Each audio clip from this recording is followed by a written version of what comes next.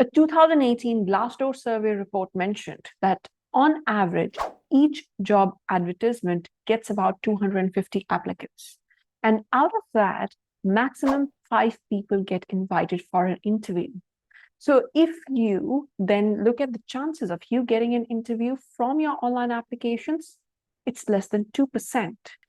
Yes, 2%. And I'm not even putting into the mix, the internal referrals, movement within the organization, and other avenues with which people reach out to these roles.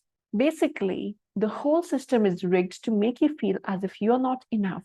And so many job seekers fall into the trap of believing that if they are not getting invited for an interview from online application, something must be wrong with them. So in today's video, let's break that myth. Hi, welcome back to the channel. My name is Shubh Faujdar. I'm a Singapore-based job search strategist and career coach. I'm a former corporate recruiter. And in today's video, we are going to be talking about how do you increase the avenues of your job search. Look, when I speak to potential clients and job seekers and I ask them what's happening in their job search, a lot of times they feel there's something wrong with their experience. Maybe they are not experienced or they're too experienced, and that's why they are not being called for an interview.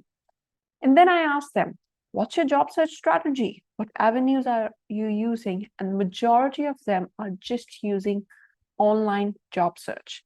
So let's look at how do you increase the number of avenues in your job search to maximize your chances to get in front of the employer for an interview. Number one avenue is online applications. Look, I'm not one of those job search strategists and career coach who says you should never apply online.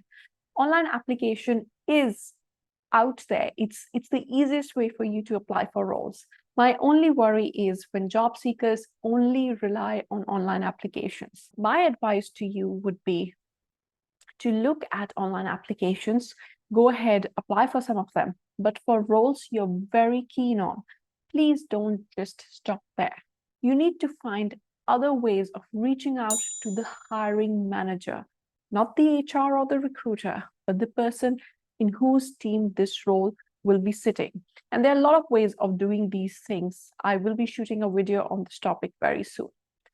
The second avenue to have is headhunters or agency recruiters. And I don't know why we call them headhunters, but anyway, that's besides the point.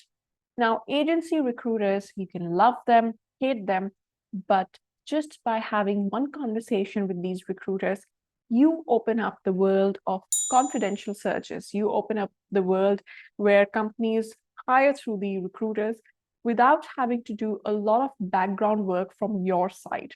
So they can be a very interesting avenue to utilize for your job search. Now, there are a few things to keep in mind. Number one, they are paid by employers, not by you, to help with the job search. So you need to have the expectations right. They are going to do everything in their power to help the client, not the candidate. And that's why you need to be very firm in not coming under any pressure tactics or, tactics like not revealing the name of the company or, sending out your CV to hundreds of companies. You still need to be in control of where your application is being sent. The next avenue we have is your existing connections. Yes, people who are in your network. And I don't mean people who are your closest pals. I'm talking about people who are further out from you. In fact, I would always argue that, your closest people may not be the best people for your job search. A lot of time, your network and their network may intertwine. So you might want to look at expanding that network. I've had clients who got roles because their wife's ex-batchmate's colleague referred them into a role. So it's many degrees further. The issue is, and I've heard it from so many job seekers, I've asked my network for a job, but they're not helping me. Your network, or anybody for that matter, can only help you at the level at which you ask for help. If you do a generic, I need a job email to your network, That's not going to be very effective. So make some time to have conversation to people. Start with the closer people so you get some practice, and then expand your network. Have a 5-10 minutes conversation telling them what you've done so far, and then telling them exactly the kind of roles you would be gunning for. So they don't have to think that part for you. You have already made it easy for them. Avenue number 4 is networking events. This is to add to your existing network. Networking events are great, especially if they're targeted for a particular function or industry, because you get exposed to many more people in a short frame of time. But if you're expecting that you'll go to a networking event and end up getting a role from that, then it's too much of an ask. What networking events do is expose you to so many people, and then through your conversations and follow-up, building relationship with them after the networking event, you can absolutely land that job. Or you can be very lucky, like one of my clients who went for a career fair, and he was very strategic about it. He was in a niche industry in construction, looking at health, safety, and environment. And he had just moved from Australia to Singapore. And he saw that there's a career fair and conference for the industry happening. He bought the ticket for one of the days, knew which companies he's going to target. And he, listened to the address from the managing director of one of the companies he was very interested in.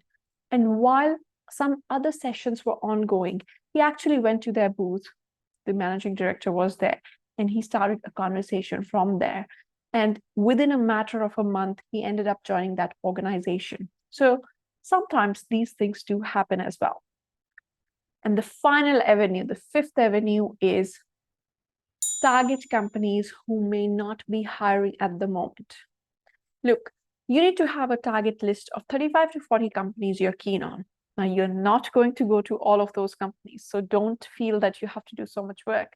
But when you have a target list of 35 to 40 companies, you become open to what are the other players in the industry you're targeting.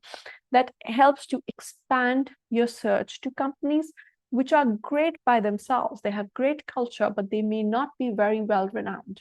So start looking at some of these target companies and reach out to people within the function you have, and definitely people who have similar career trajectories as you, to start having coffee conversations. Now, there are a few keys when you're reaching out to people who don't know you to have these coffee conversations. Number one, you don't want to ask them for a job.